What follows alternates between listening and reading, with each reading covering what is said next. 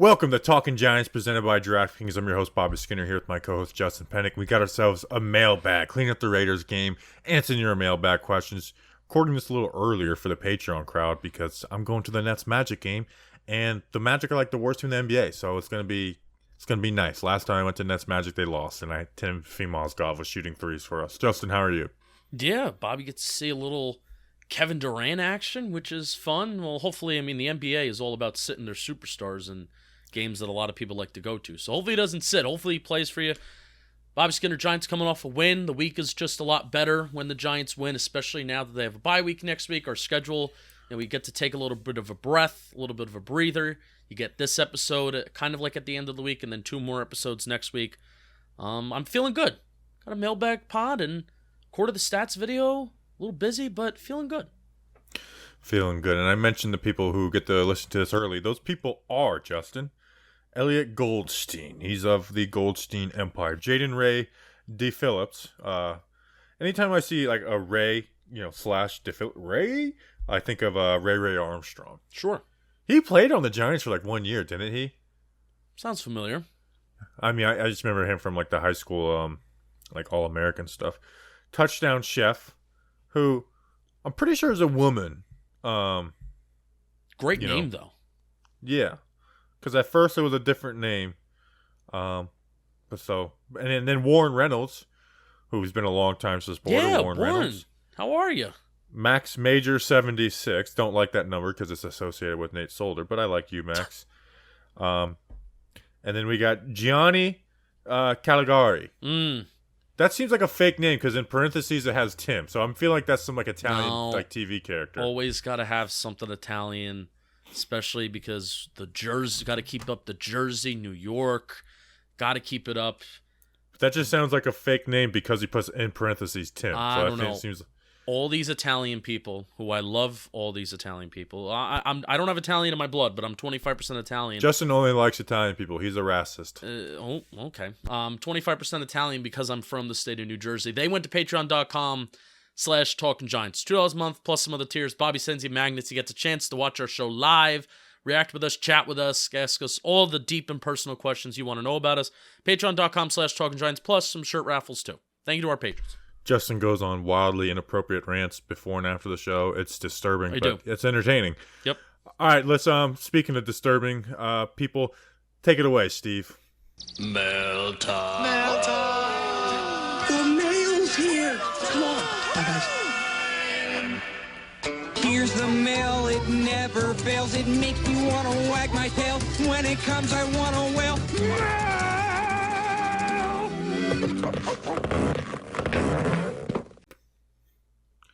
Thanks, Steve, from Blue's Clues. Justin, let's get into the mail. First question is coming from Saint at X Saint. Do we have our edge rusher or edge rushers in Quincy Roche and Azeez Ojulari for the future? So I deeply wanted to talk about this because Quincy Roche had an awesome, he won the game on a strip sack. It was a beautiful play. It was the best pass rush move by an edge maybe in the last 2 years for the New York Giants. Like, best just individual play from an edge rusher in the last 2 years. I mean, it was beautifully done. It was quick. Bam, bam, bam. Get low, dip around the corner, bend the edge. But I think we should pump the brakes on Quincy Roche. Papa Roche, as some people would are trying to get rolling. Shout out Tucker Sherry in the chat. Because I don't think Quincy Roche is going to be some great pass rusher for the New York Giants going forward. I think he's going to be a good rotational player, and this talk about him was very similar to the way it was about Lorenzo Carter during his rookie season. And I like Quincy Roche, and he's someone I wanted. I wanted him when I saw he was on waivers. There was 2 players. It was Quincy Roche and Ben Mason, the fullback. So essentially the only every down type player that I wanted off waivers that was stood out was Quincy Roche. Talked about him down at the Senior Bowl, put him in a mock draft video. But I also want to remember, it's I wanted him in the 4th round. You know what I'm saying? And so it's I like Quincy Roche, but I like him for what he is. So I think Quincy Roche should be a good rotational player going forward. And he has added to the Giants because he's clearly better than Lorenzo Carter and O'Shane Ximines right now. Definitely O'Shane. Lorenzo, I know he's coming back from injury, so is he better than what Lorenzo was at the beginning of last year? I'm not necessarily sure. But he's also younger. He keeps his hands moving. He keeps his feet going. I think he's going to be a good, solid player for the Giants going forward. But at the same time, he doesn't affect how I attack any single offseason for the rest of the time. I don't think Quincy Roche will ever come into my mind when it goes like, all right, what do we do this offseason? Yeah, I think especially Quincy Roche shouldn't prevent you from possibly taking an edge in rounds 1 or 2 next year. Oh, we have Quincy Roche and Azeez Ojulari. That's good.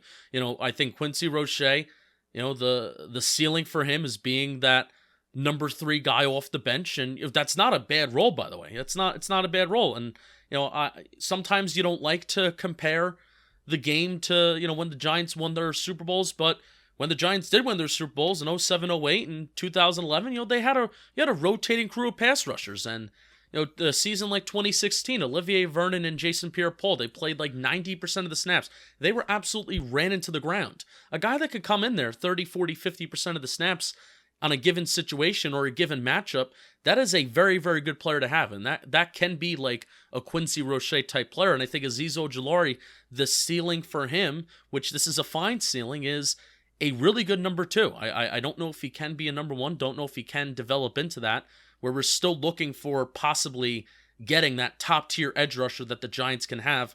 If they decide to draft one in the first round, then you got that guy for 5 years. And then boom, like that's the crew and that's the guys that we can roll with. Yeah, I think we've got our 2 and 3, with Azeez being the 2, Quincy Roche being the 3. But at the same time, it's like you should be excited about Quincy Roche because of how he was acquired. You got him for free. It's like you got someone who you think is going to be a solid football player for a long time for free. And this is someone, if they would have drafted in the 4th round, you would have seen a big-ass smile on my face if we got Quincy Roche in the 4th round. Like, even when I put him in the 3rd round in that mock draft video, you hear me, I say in it, I was like, I think I might be overdrafting a little bit, but it was right off the Senior Bowl, and he had a good Senior Bowl, and my database of players was limited at that time. So, yeah, I like Quincy Roche. And he's a Miami guy, so I got a little bit of favoritism towards him. Bias. I hope, but I think with Azeez and Quincy, we got our number 2, we got our number 3. Yeah, and we made the mistake with, which I'm never going to blame us and fans for being optimistic. I'm never going to hold that against anybody. We made a little bit of mistake of over-evaluating Lorenzo Carter and O'Shane Ximines. And O'Shane was a guy that never excited me, but even still, for how excited we were about Lorenzo Carter, I say in his PPP, I still see this is a guy that, is going to maybe max out at 8 sacks, and that's like the best case scenario. And obviously, I don't think he's going to get anywhere close to that this year. I mean, people thought he was going to be like a top pass rusher going into his second year, and it was like, that's just not going to happen, and I don't think that's ever going to happen for Roche either. No, so we got to, Azeez could possibly get there, but I just think he's going to be like a solid number 2 going forward. These guys need to put up more pressure on a consistent basis. And then this even goes with Leonard Williams. This entire Giants defense they need to put more pressure on a consistent basis. They're doing well with the sacks. They're getting the sacks, but if they want to sustain the success over a long period of time, they need the QB hits and they need the pressures to kind of sustain themselves. And let's be smarter this time around. That's my point, and I think that's both of our points. Let's be smarter this time around with how we evaluate the edge room, because we misevaluated it this year. The Giants coaching staff did, the management did, and we did ourselves too. Let's be smarter this time around with how we evaluate the edge room, and I think that's a fair evaluation of saying Azeez, number 2, Quincy Roche, possibly a number 3. You think we misevaluated it? I think. Here's what I'll say: here's how I misevaluated. I didn't think O'Shane Ximines would be this bad. I thought he'd have it I thought he had flashed some potential to be like solid, but I think we always viewed this as just kind of a bad edge room. I would have been fine if O'Shane was actually cut. I don't know if you remember that O'Shane was going to be I didn't want O'Shane cut. When people were saying cut O'Shane, that would be my misevaluation as O'Shane, because I didn't think O'Shane would be this bad. I thought I misevaluated Carter. I thought, when Patrick Graham literally cried about Lorenzo Carter's development in terms of his rehab, the Academy Award goes too. That kind of sold me, and like, oh, Carter's going to be back and he's going to be good and he looks good and stuff like that. So that's where I misevaluated. So I was wrong about O'Shane. You were right about O'Shane. I was right about Lorenzo. You were wrong about Lorenzo. We were both we were actually. Can I say this? No one was more right about Ofedio Odenigbo than us. Whereas, like, I was like, he's not going to be an outside linebacker, and then they have him an outside linebacker, and it's like, didn't see that at the time. I was like, guess I'm wrong, and I don't think I was wrong. No. We were right about Ryan Anderson not bringing back Kyler Fackrell to bring back Ryan Anderson was a big mistake. We said that in the moment. Yep. Azeez, I think we've been dead on about. I was a that's little it. off. I was a little off on Azeez. I didn't think he'd be doing this well. See, but you were higher on Azeez in the draft stuff than I was. Like, you loved Azeez. I was like a little skeptical about him when we were talking about him in the first round. He was my best. If there was a pass rusher that I wanted, I thought Azeez was. It was Jalen Phillips, but I was most comfortable with taking Azeez because of Jalen Phillips' health concerns. So yeah, he was like my favorite guy. So it might have been the player we disagreed with the most in the draft process. Yeah. All right, next question. Next question is coming from Shane Baldwin. Excuse me, Shane Baldwin 91. Baldwin? It's Baldwin. No, I know it's the user is Shane. Well, the name is Shane, and then at Shane Baldwin 91. I mean, I know I've bet I feel bad because I've been following Shane for a couple of years. I always thought it was Shane Baldwin, and now this is just rocking my world right now. It's a little bit of a Mandela effect. I mean, I have bad eyesight without my glasses on, but my computer's close enough to my face. No, I'm looking at it right now. It's Shane Baldwin, and in my entire life of seeing him on Twitter, I thought it was Shane Baldwin. Well, Shane, we love you, and Bobby's a bad guy. Forget your name wrong. And I'm sorry that I ever associated you with the weirdo Ben Baldwin. Hey, leave my Ben Baldwin alone. Are we ready to have Adoreé Jackson CB1 talk? So I've been thinking about this because I said on Monday, I was like, he's my MVP of the defense. But I've been rethinking this. Can I call him the MVP if he's not the cornerback one and he's getting the go against wide receiver twos? Because I think it's kind of discrediting. Well, it's like, well, if you put James Bradberry against the lesser wide receivers in Adoreé versus wide receiver ones, we're probably saying James Bradberry is the MVP, and Bradberry. I think the two biggest improvements of the last 3 weeks for the Giants is Bradberry's play, where he was playing like a cornerback one to start the season. He just wasn't playing like the shutdown corner that he was last year, but he was like. But the last 3 weeks he's been playing like, even further back than that, and then the pass rush has had some sort of semblance. So I think I might revise my Adoreé Jackson MVP because I don't think that's fair. Because it's like, well, it's not like wide receiver where it's like the stats should kind of dictate who's the better player. Well, I'm going to stand pat with it because I even said that Adoreé Jackson was MVP before you did, and you got all the credit on social media for it. Well, I'm just better at articulating my words. Wow. I'm going to stand pat with it. His advanced stats are amazing, though. No, they are. And you compare, it was one of our listeners who I legit put this in the stat report. Do a barrel roll. Yes, do a barrel roll. Jake Barrel.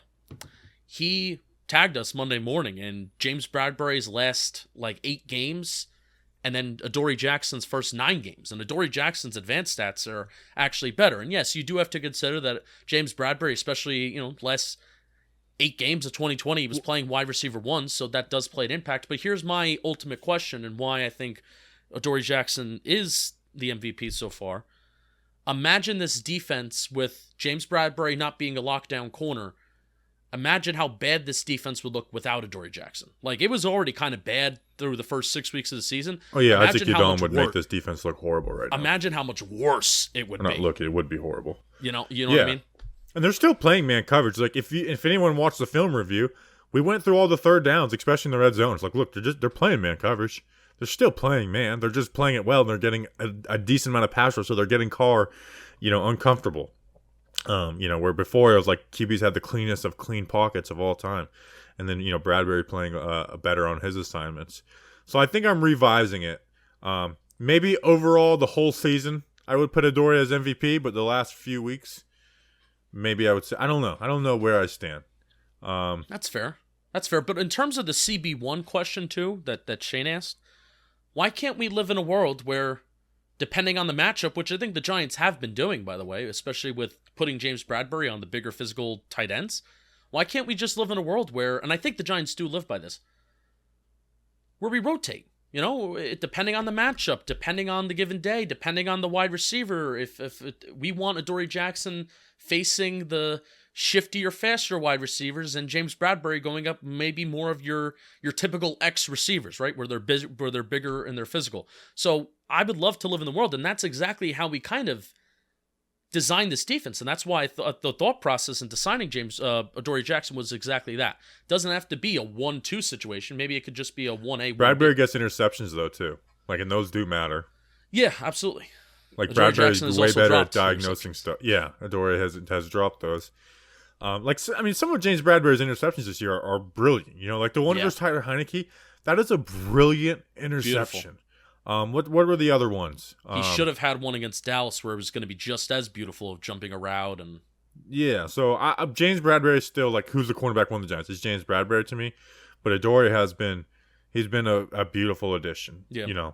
It's because we don't use Kenny Galladay. He's been the biggest addition of the offseason as Adoreé Jackson. Correct. Before we move off the defense, I don't know how long we're going to be off the defense, but we're talking about the corners and the dropped interceptions. I was shocked. I mean, maybe not shocked, but pretty surprised to see that the Giants were this high. They are 9th in the NFL in turnovers per drive. They would be number 1 in the league at forcing turnovers if they caught maybe half these interceptions that they dropped, because they also lead the league in dropped interceptions, and that is not an exaggeration. Yeah, it's and that's where it's like what has changed the last few weeks. And Joe Judge had a quote today, saying like, I don't think because people are like, oh, Patrick Graham just simplified the defense. He's like, I don't think we simplified. I think we just picked our spots better, and that kind of is what they've done. Where they were getting beat with man coverage and no pass rush early in the season. Where now it's like they're winning with some of that. And like the Xavier McKinney interception where you're rotating safeties and stuff. They're picking and choosing when they want to do that more. Yeah. And on third downs is when that stuff can shine because it's do or die down for quarterbacks. And I will say the opponent matters. Like if we play Dallas tomorrow, I know Dallas is coming off of a bad game. I don't know how much changes. Yeah, you're right. But the last few weeks we've played against impatient quarterbacks. Patrick Mahomes and Sam Darnold are extremely impatient. Carr can be more patient at times, but he wants to be aggressive at the end of the day. And so it's like it's mattered who they're playing. It's not to say that like Patrick Mahomes, and I'd rather have Patrick Mahomes over Dak Prescott, obviously. But it's like it's not having a patient QB.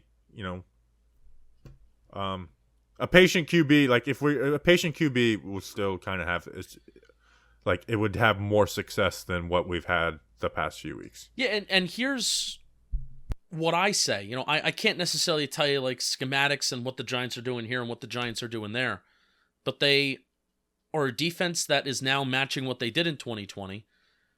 2020, they allowed like the 3rd most plays per drive in the National Football League in 2020. 2021, they're allowing, I think, the 2nd most plays per drive in the National Football League. But what they've done the last 3 weeks is they've clamped down in the red zone. The last 3 weeks, the Panthers ran 1 play in the red zone, and the Chiefs ran 19 plays. They averaged one yard per passing play, and the Raiders ran 18 plays, and they averaged 2 yards per play, particularly in the passing game.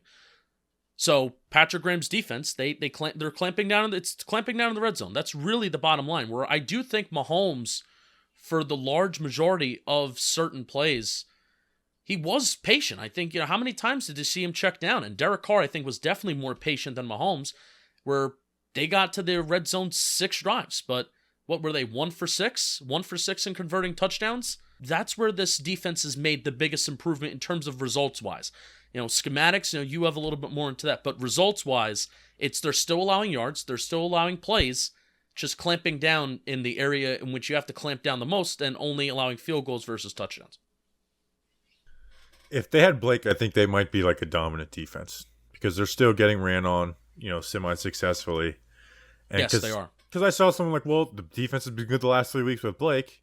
Without Blake, how much of an impact was Blake having? And it's like, well, like you just mentioned, they're still letting guys just go up and down the field on them. Where last year it was by attacking our cornerback to a nickel spot.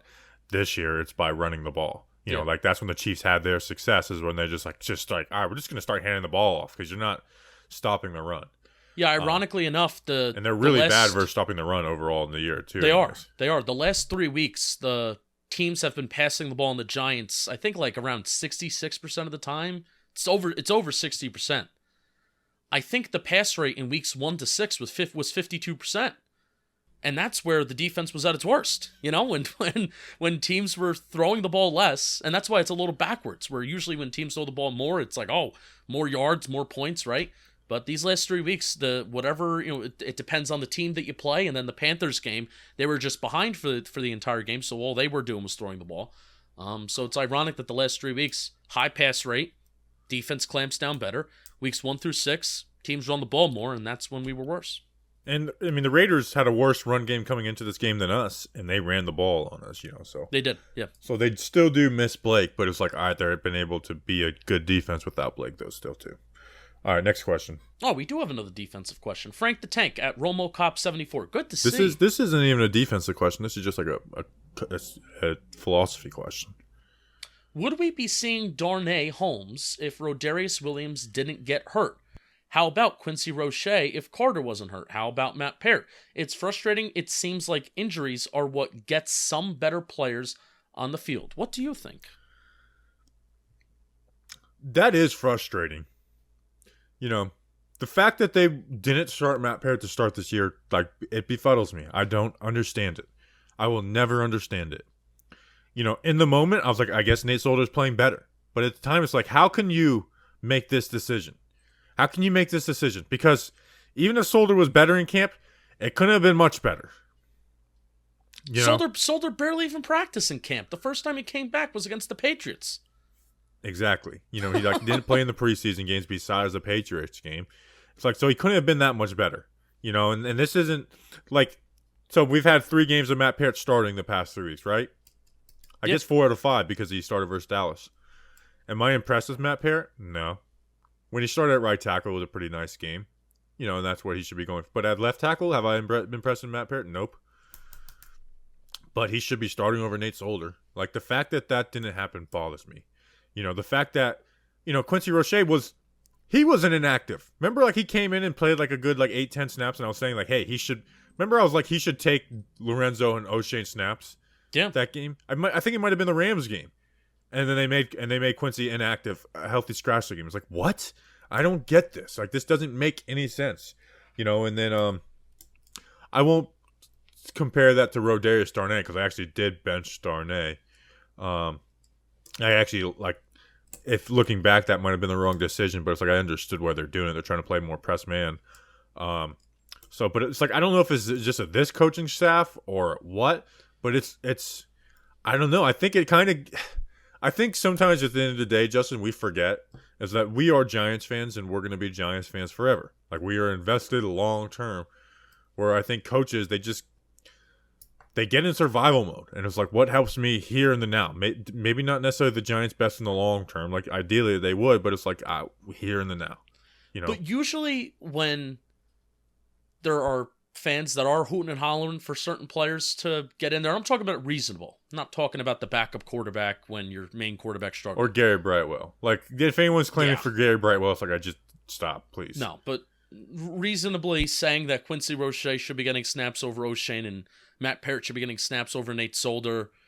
I always bring back the example in 2019, with the different coaching staff of Julian Love over Antoine Bethea and how bad Bethea was the worst free safety in the national. That was one too, yes. Bethea was I talked about this on Sunday's reaction show. So I agree with Frank. I was begging for that one. And I thought Bethea was going to play strong safety, but nonetheless. Yeah, well they just used him wrong. They signed him when he was a strong safety for most of his career, and then they bumped him back to free safety. So, yeah, I agree with Frank the Tank. We will see. It'll be a huge test to see.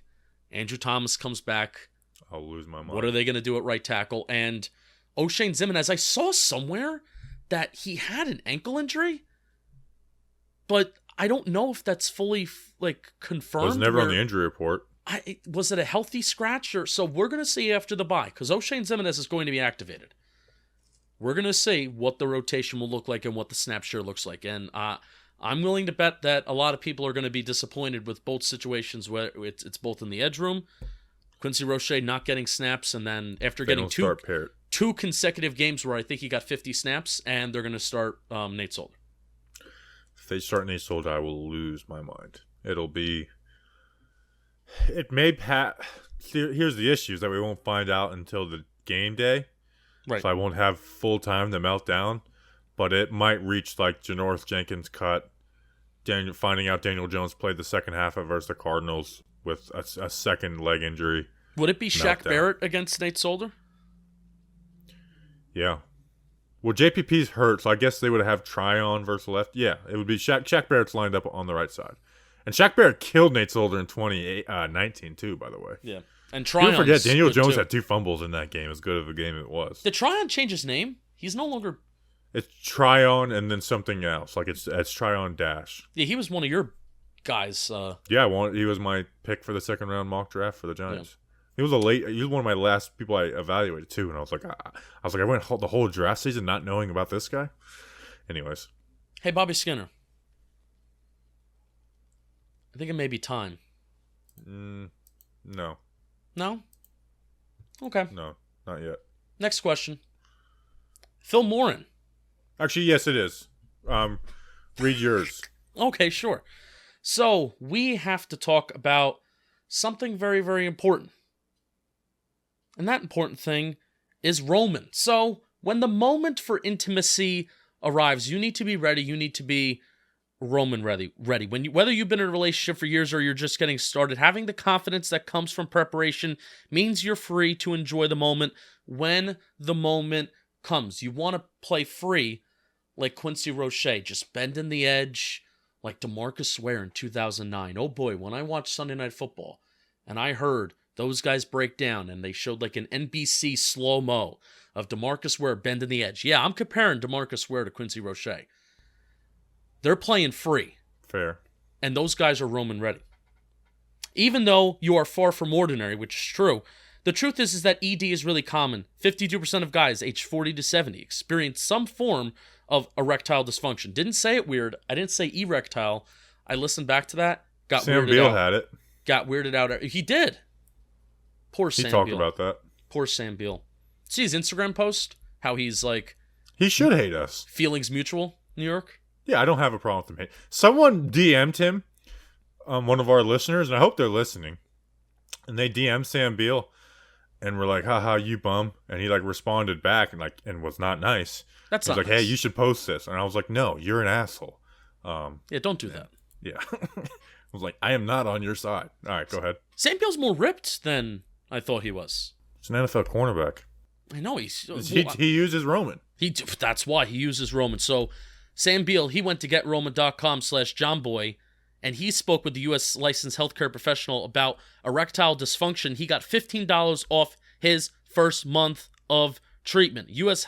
licensed healthcare professional. They'll work with you to find the best treatment plan. If medication is appropriate, it ships to you free with 2-day shipping. The whole process, straightforward, convenient, and discreet. Getting started is simple. GetRoman.com/JohnBoy to complete an online visit. Take care of your ED without leaving your home. Complete an online visit today. Connect with the U.S. licensed healthcare professional and take care of it. So again, GetRoman.com/JohnBoy today. If you're prescribed, get $15 off your first month of ED treatment. Make sure you have the confidence and control this fall to be Roman ready.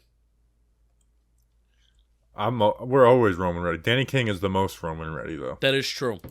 Very true. Let's talk about Sam Beal for a second. I forgot. I wanted to start the show talking about Sam Beal, and I forgot about it. Do we have to? Yeah, I do. I wanted him to be the 53rd man roster on the NFL. Can I say something? This is how I'm weird, and Justin actually gets on me for this.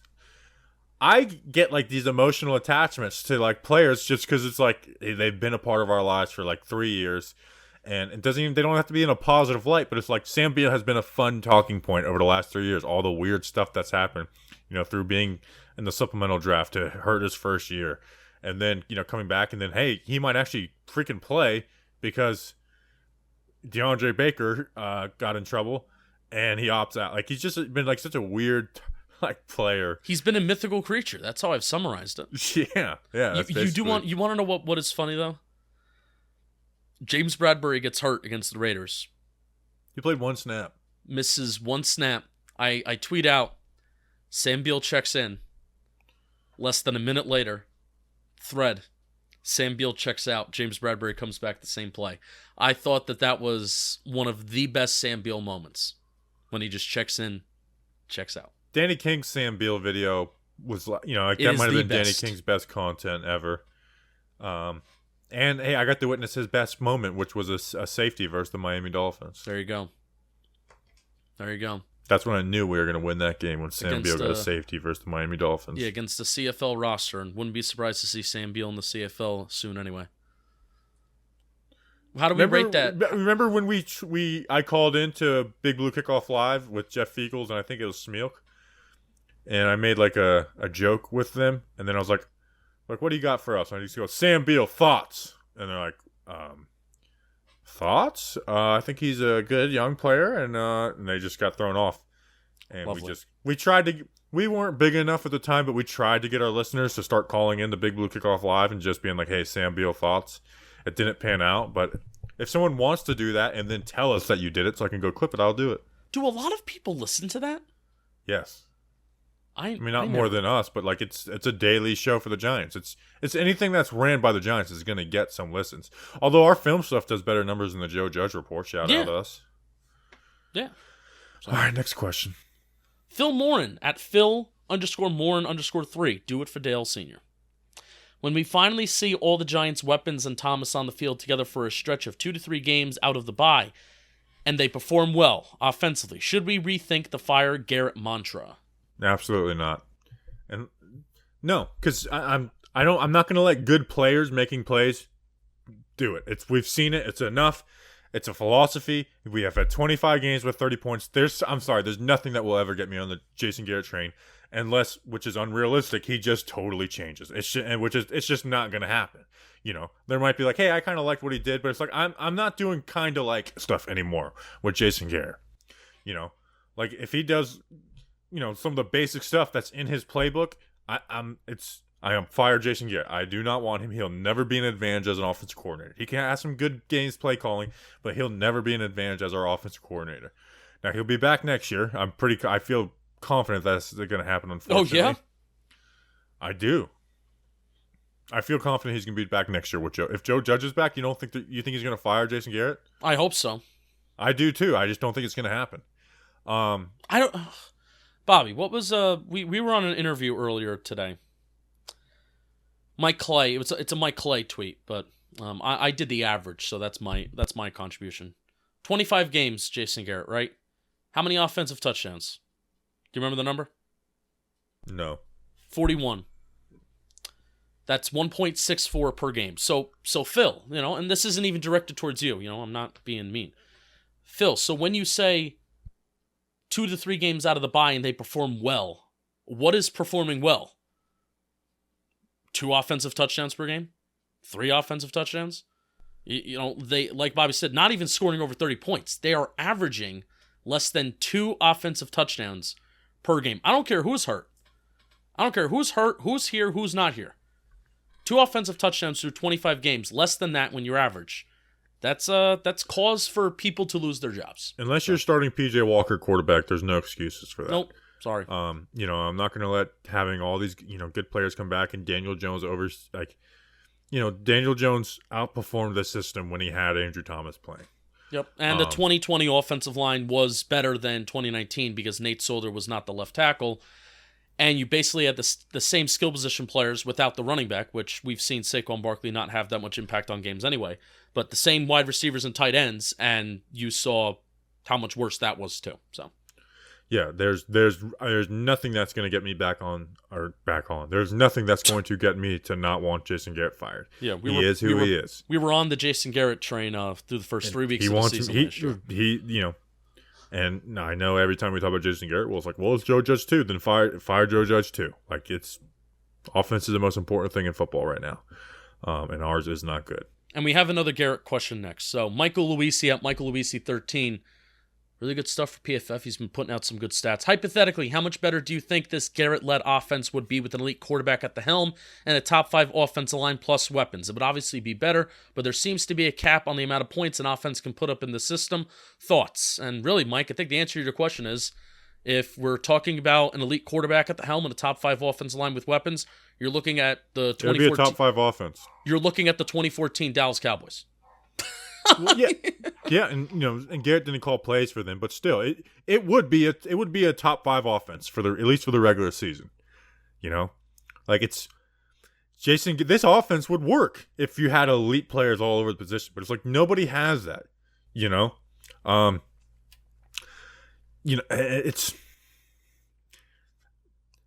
It would be top 5. Now, if you had all that and you want to be top 1, you have to be the Rams and Sean McVay. So, yes, do I think with a top-tier offensive line, a better QB than Daniel Jones, like, you bring in Aaron Rodgers, Russell Wilson, and good weapons, not even top weapons, and a decent tight end, then, yeah. Do I think the offense will be awesome? Yes, but that's not real life. You don't get to operate with that in the NFL. Okay, you don't get to have the best of everything. You need to be an advantage as an offensive coordinator. You can't just be, you have to be an advantage, and Jason Garrett will never be an advantage. Justin, are you there? I agree. Jason Garrett will never be an advantage. Yep, simple as that. I mean, we've talked about it over and over again. So again, if they draft 2 offensive linemen and somehow free up enough cap space to add a good offensive lineman, you got 4 out of 5 good offensive linemen. You got the good wide receivers now. You got Daniel Jones. You can say Daniel Jones makes in a jump, maybe not to elite, but a top 10 QB. Will the offense be really good next year? Yes, it will. It'll be top 10-ish. But I want my offensive coordinator, which is the second most important position after quarterback in football, to be an advantage, and Jason Garrett will never be an advantage. We have an offensive line question next. Tucker Cherry at Tucker_Cherry_. Maybe a little too early. Huh? He's in the chat. Patreon chat, hanging out. Maybe a little too early to be talking draft predictions, but is there any chance of doubling up on the offensive line in the first round? So I broke my rule of not putting draft questions in the mailbag in season. I was surprised to see this. Well, I'm doing my mid-season mock draft video next week. Boom. And add. I think I'm all in on the 2. If we're not getting one of those top 2 edge guys, again, I haven't, I've watched Thibodeau. Thibodeau I would take over an offensive lineman. And I guess the Aiden Hutchinson from Michigan might be up there too. But I think there's a good chance that when draft season is in full swing, I'm going to be in take 2 offensive linemen, and everyone even if they're 2 interior offensive linemen, don't even have to be tackles, Justin. I may be in on taking 2 offensive linemen, and I can't wait to do the O-line reports next year with them. We got to see what the edge rushers look like. I'm very much for my approach and my game plan right now is offensive lineman edge. That's my approach. That's my game plan. Doubling up on the offensive line is nice and great, but also there's a reason why you have so many high leverage draft picks next year anyway, right? There's a reason, and we looked at some of the interior offensive linemen in this year's draft where Creed Humphrey's killing it right now for the Kansas City Chiefs, and he was somewhat of a second, third round prospect, right? Trey Smith, another for the Kansas City Chiefs. What's his face? Landon Dickerson from the Eagles was a guy that was exciting, but he had injury problems. So Ben Cleveland from the Baltimore Ravens. So there's a lot of guys that could be in there, especially for interior offensive linemen. Tackle's a different story. But if for interior offensive linemen, which it looks like the Giants may need a little help with too, those guys, there's a reason why you have a lot of these top leverage draft picks. So utilize them in that spot. And edge is just a huge need. And getting that number 1 edge. Back to back. Next question. Dominic Rizzi. How cringy are those Manscaped ad reads you have to do? Refer to them as cornflakes to avoid anything negative. Football fans, who's ready to score some free bets? Now you can win when you bet on any NFL game this week with DraftKings Sportsbook, an official sports betting partner of the NFL. New customers who bet just $1 on either team to score can win $100 in free bets. When a team scores, you score.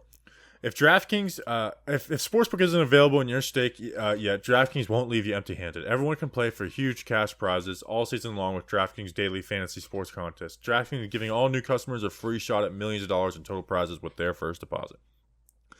Download the DraftKings Sportsbook app now and use promo code JOHNBOY. Bet $1 on either team to score and win $100 in free bets. If they score, you score with promo code JOHNBOY this week at DraftKings Sportsbook, an official sports betting partner of the NFL. Must be 21 or older, New Jersey, Indiana, or Pennsylvania only. New customers only. Minimum $5 deposit and $1 wager required. 1 per customer. Restrictions apply. See DraftKings.com/sportsbook for details. Gambling problem? Call 1-800-GAMBLER. I was hoping we'd had a Manscaped ad this week, but we didn't. Next question. Landon Harding at Bangin' Myself, which is one of the best handles I've ever heard. Should Mikey become the official Talking Giants mascot? And can I get Ann John Ross ask, hey, has Mikey finally been sacrificed as promised after last week's loss? Well, Bobby Skinner, he was just freaking out. He was just freaking the freak out in the hallway, and I had to bring him in here. So I guess it's a good time to bring him in here. He was not sacrificed, but he has been mean to me since we made those comments, though. I don't know what to think of Mikey yet. Do you I not feel like like him? I feel like Mikey is just like pissing on Lucy's grave. Oh, well. I don't think Just he's like, doing that intentionally. I'm the show's dog now. Wow. Just taking the shine away from dead Lucy. Is Mikey smoking cigarettes yet? No, maybe that's what he was just freaking out. Maybe he needs one. He needs to relax. Well, you were rambling on about Jason Garrett. I had to leave because I was like, I know, what? I saw, and I so here, I'm a professional. While you left, I was ready to stop my answer, and then I turned my answer. I basically repeated the same things in a different way for another 45 seconds to give you some time. That's as a real. pro. That's really good radio. Where I'm you really would proud just of be you. like, "Oh, Bobby has left." You would narrate what was happening for me. I would, because then I would just edit. But no, you're a real professional. You don't like dead air. Yeah, so I don't know what we're gonna do with Mikey yet. If it's gonna be the mascot, I put him in the mailbag picture this week. That was funny. I was gonna try, and I couldn't edit it, but I was gonna try and get like Mikey on top and then like dropping poop onto Blue, or vice versa. But I couldn't. I was doing it on the fly, and I just didn't feel like putting all that effort into it. Beautiful. Steve Levy was promoting cigarettes on Monday Night Football. Smoking Woody said, "Thank you, ESPN Steve Levy, for promoting cigarettes on your Monday Night Football broadcast. Wish more people were as brave as you." Good for Smoking Woody. Good for Steve. And he made fun of somebody at the stadium who was smoking a Dijon Black in their profile picture, or their picture, which was like, oh my God. Smoking Woody even said he wanted to smoke those. All right, next question. Tim Coffey. Let's revisit Lorenzo Carter moving to interior linebacker. Can he be more effective than at outside linebacker? I think his ceiling would be Reggie Ragland. Like similar build, both kind of have, could do a little bit of pass rushing. Neither one fast. No, I don't. I think Lorenzo just kind of tries to make the roster with another team next year or the Giants. I don't know what happens with Lorenzo Carter. I don't know. Because like the beginning of last year, he was playing decent football. So my guess. So with Tim, no, maybe I'm just slow to change, but I just don't see it happening with him at inside linebacker. Like, what about him makes like? I don't think he's got really good range. With Carter Coughlin, it's like, well, he's got good range. He's can pass rush up the A gap. I just don't know if Lorenzo ever would be an advantage there. I think Lorenzo's just kind of a dude. Yeah, I mean, there have been some discussions that people have had about position changes that I've been wrong with in the past. So I'll be open to this, and we'll talk about what Lorenzo Carter does well. Very good in coverage. I mean, that's the thing where, I mean, he's good in coverage for an outside linebacker. I mean, that was something that he was good at coming out of Georgia in college, where he was one of the best coverage, outside linebackers in the country at the time. So he's good in regards to that. But like I said, I mean, I think the ceiling would be Reggie Ragland. So I agree with that. Next question. Tauzino, Red Yeti 9. How rewarding does it feel to see some of your favorite pre-draft prospects flourish at the NFL level? See Quincy Roche this week. And also, what are your plans for this upcoming offseason? Senior Bowl, Combine, Draft, etc. We're going to the Senior Bowl. I can't wait to go to the Senior Bowl. Yeah, I'm really excited for that. I think there's a chance that Joe Judge may be one of the coaches for the teams too, because you think it's got to be it's going to be a playoff team. Usually, it's probably a coach that not in his first year. Well, actually, no, Matt Rule's in his first year. Like I could, Jim Nagy knows the Giants take it serious. I think Joe Judge would. I think there's a chance that would happen. I wonder if all the Giants beat would go down if Joe Judge ended up being the coach for it. Yeah. But we're going to go. We're definitely going to the Senior Bowl. I can't wait to go down there. No, yeah. Or I guess up there from where I'm at. Yeah, down there for me, up there for you. think the city's even a little fun too. So may even have some vlog style type of stuff. It's not fun. It's maybe just getting some barbecue. Well, you went during COVID too. You got to remember that. Yeah, but there was nothing. I mean, I'm sure there's good places to eat, but we'll have some fun. So Senior Bowl is going to be a lot of fun. How many days are we going to be there for? Like 4, probably. 4, yeah. I think there's 3 days. There's 3 days of practices. So we'll get there, and then there's like immediate. So yeah, essentially 4. You leave on the 5th day. Yeah. So Bobby Skinner will be evaluating players, and I'll be sitting there pretty. And that's about it. Making connections. We're going to have a lot of fun. The guy we had on the interview last week, he went down to Senior Bowl, so we can make some connections this time. Where last time I was by myself, I'm like, I'm not just going to go up start talking to random people. Yeah. We can also, I feel like it's a media scumbag. It's like, do I really want to be friends with these guys? I don't know. I feel like it's more acceptable to act like fools when there's 2 people there versus just one by yourself. Oh, yes, that's definitely. There's definitely strength in numbers when it's acting like an asshole. Yeah, so we'll be sure to do that a little bit. I'm trying to get the football grump to come with us. I talked to him about this. Is he coming? I don't know. I thought you had more of a formal conversation with him about it, but I talked to him at the tailgate about it. I said we would love for you to come down too. Yeah, so maybe we'll have 3. We'll have the grump with us because he's smarter. He's smarter than both. He's of us. good at draft stuff. Yes. He filled in for you when you fake sick on way too early draft week. That is true. Yeah. Next question. This one's an interesting one. Do you have any more? Do you have any other comments on off-season content, off-season plans? It's gonna be similar. I think LPG is gonna be able to do a softball game again, so that'll be nice to go do that. Yes. So we'll do stuff planned around that. Yep. Maybe some like with player content from outside of that. But other than that, no, it's like we kind of have a schedule at this point that we're gonna live by. It's like we're gonna have Jordan Renan on pre-free agency. We're gonna have Dan Duggan on post-free agency. It's basically. I mean, that's basically. We'll do a couple player interviews. Yeah, and it'll be a real formal launch of like the Talkin' Football channel too. Because that's where the majority of your draft. Yeah, the draft videos are gonna go on there, which is gonna bother me, but that's what we're gonna do. That's what we got to do. We got to grow it. Grow up.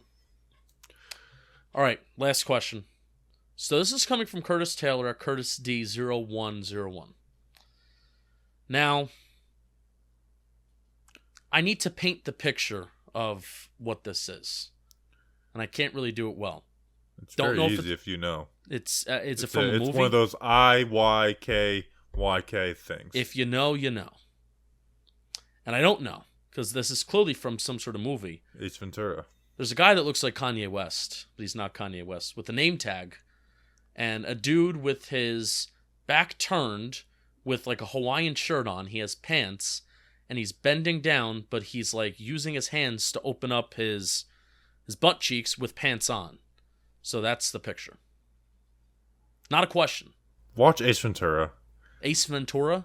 Yeah. I've never seen a movie in my life, so. Jim Carrey's my favorite comedian actor of all time. He's just the best. I think I did that better than you do it. If we don't fight to the death, they will kill us both. All right. Just an amazing actor. All right. That's it, right? Yeah, that was it's kind of short. By design. I'm going to the Nets Magic game. Let's go Nets. We appreciate you guys. We'll be back on Monday with a joint podcast. I'm not even going to say who it's with because we haven't heard back. So get back to us. We're trying to do stuff. Appreciate you guys. We will be back on Monday with some type of joint podcast with somebody. So we'll see you on Monday. Enjoy the bye weekend. Go do something dumb. Enjoy yourself. Don't stress yourself out about the Giants. Giants players, if you happen to be listening or your families are listening, tell them, don't do anything stupid. We appreciate you guys. No guns.